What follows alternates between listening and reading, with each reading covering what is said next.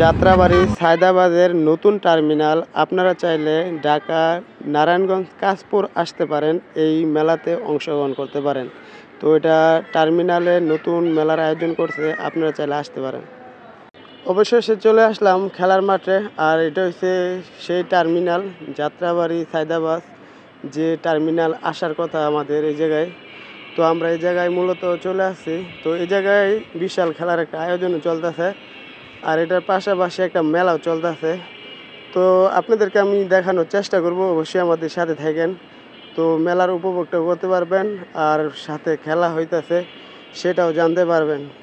আর এটা যে টার্মিনাল মাঠ, এটা হচ্ছে বিশাল বড় এরিয়া। প্রায় মূলত এই টার্মিনাল মাঠটা হচ্ছে 1200 একর জমি নিয়ে। তো আপনারা সাথে থাকেন, দেখতে থাকেন, মেলার উপভোগ করতে থাকেন। চলে আসলাম মেলায়, আর এই মেলায় দেখতেছি যে বেশ কিছু মানুষ আছে। তো আপুরা অনেক কসমেটিকের দোকানে চুড়ি কিনতেছে। তো ভাবলাম এই জায়গায় একটু শ্যুট করে আপনাদেরকে দেখানোর চেষ্টা করি।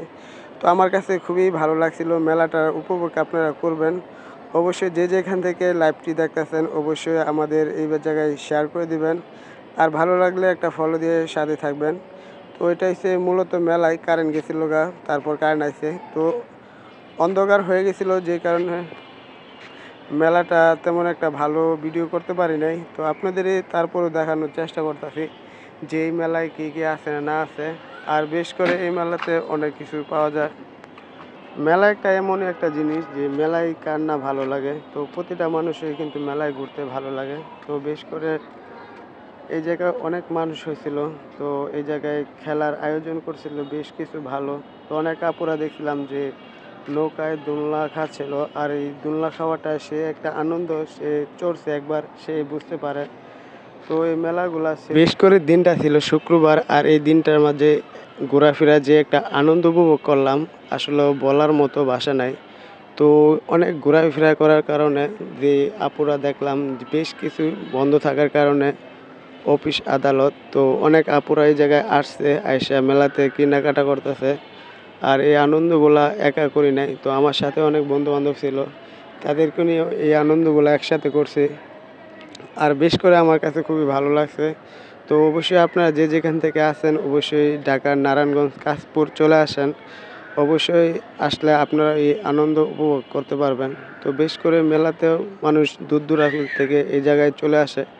আর এটার পাশাপাশি যে ঢাকার টার্মিনাল সায়দাবাদ টার্মিনাল আসার কথা, এটা মূলত এই জায়গায় মেলার আয়োজনটা করা হয়েছে। তো আপনারা আসলে হয়তো বুঝতে পারবেন যে এত বিশাল বড় একটা টার্মিনাল মাঠ আপনারা এর আগে কখনো দেখেন নাই। তো আপনারা চাইলে আইসা দেখতে পারেন, আপনারা অনেক আনন্দ উপভোগ করতে পারবেন। তো সাপোর্ট না পাইলে কোনো কিছু করা যায় না। তো আপনারা চেষ্টা করবেন, আমাকে সাপোর্ট করবেন, আমিও আপনাদেরকে সাপোর্ট করব, ইনশাল্লাহ, কথা দিচ্ছি। তো সাপোর্ট করলে সাপোর্ট পাওয়া যায়, এটা কম বেশি সবাই জানে। আর বর্তমানে সাপোর্ট ছাড়া কারো উপরে ওঠা যায় না। তো আপনারা চেষ্টা করবেন যে সবার সাপোর্ট নিয়ে কাজ করার জন্য, তাহলে সামনে এগিয়ে যেতে পারবেন। তো আপনারা মেলাটা উপভোগ করেন, আমি আসছি ইন্টুর পর।